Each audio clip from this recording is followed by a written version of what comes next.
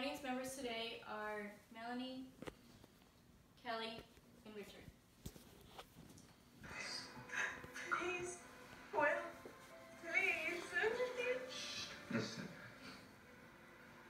This, tonight, being with you is the most wonderful thing you could have ever done for me. But I need it to end here. No more pain and exhaustion and waking up every morning already wishing it was over. It's not going to get better than this. The doctors know it, and I know it. This movie clip was from Me Before You, a movie based on assisted suicides. Everyone has had a loved one who is or was suffering with an illness. Don't you wish there was another option instead of them suffering? I have been a CNA for 3 years now. Two of these was from a nursing home, and I am currently in hospital in Gainesville. I have had plenty of experience with palliative care. Palliative care is the end of life care.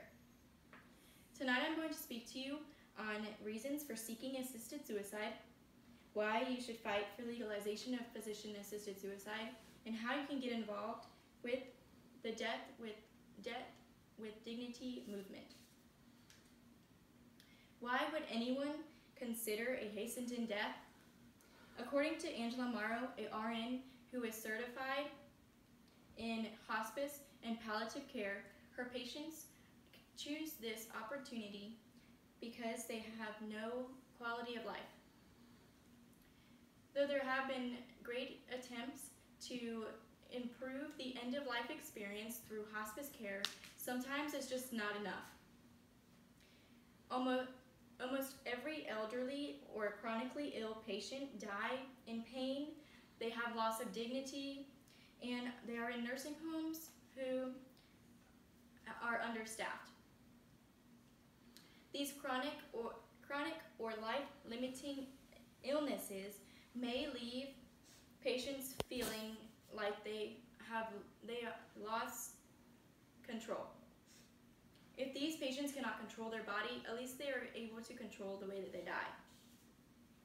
In the case of Elizabeth Bobia, Elizabeth was almost paralyzed completely by cerebral palsy.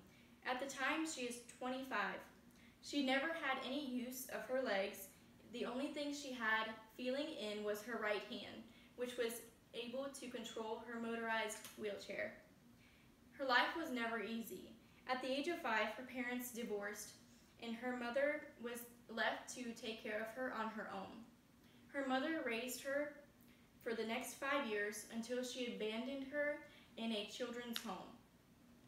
In 1983, Elizabeth was admitted as a voluntary suicide patient, wanting just to be left alone, not bothered by family members, friends, or anyone at that matter, ultimately wanting to die of starvation. At this attempt of suicide and how it was unsuccessful, it left Elizabeth saying, "Death is letting go of burden, of all burdens, and it is being able to be free of my physical disabilities and mental struggles with life." Now that you know more about why these patients would consider assisted suicide, I want to explain to you why you should fight for legalization of physician-assisted suicide. Even with improved success of quality of life care, there's still some rare cases that are untreatable, and these patients are suffering. Legal as of 2017 in Oregon, Washington, Vermont, Colorado, and Montana, and even internationally, these statistics from Oregon show that 93% of these patients were of hospice care, which suggests that hospice care just may not be enough. Of these patients, about 90% would say that they have a decreased ability to participate in activities that make life enjoyable. Around 90% of these say they have a loss of autonomy, and about 65% of these say that they have a loss of dignity.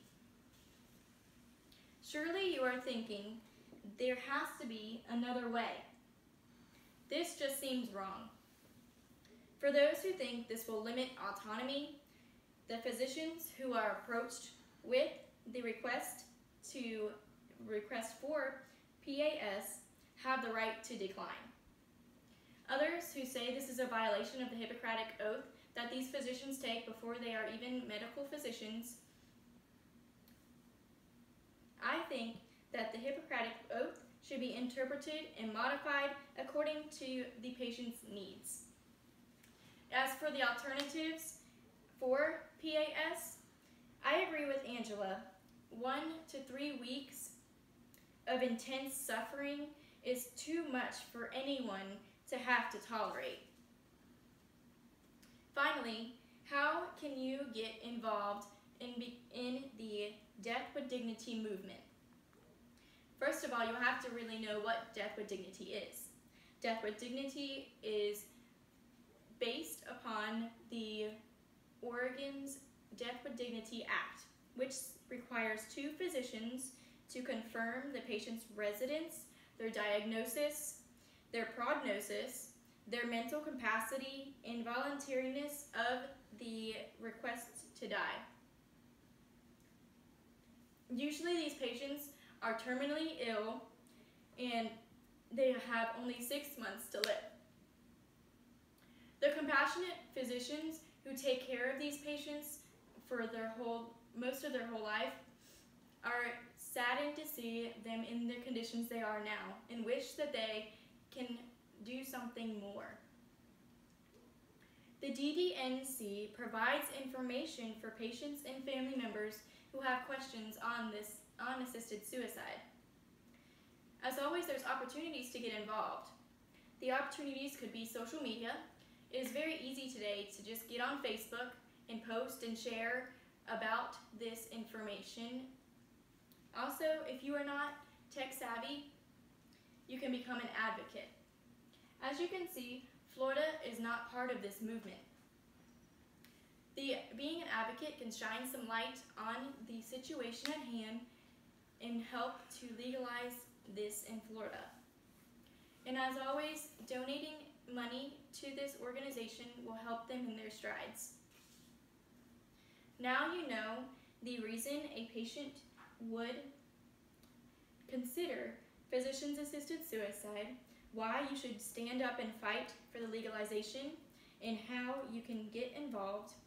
I urge you to take a stand for your family members and your friends to legalize physician-assisted suicide.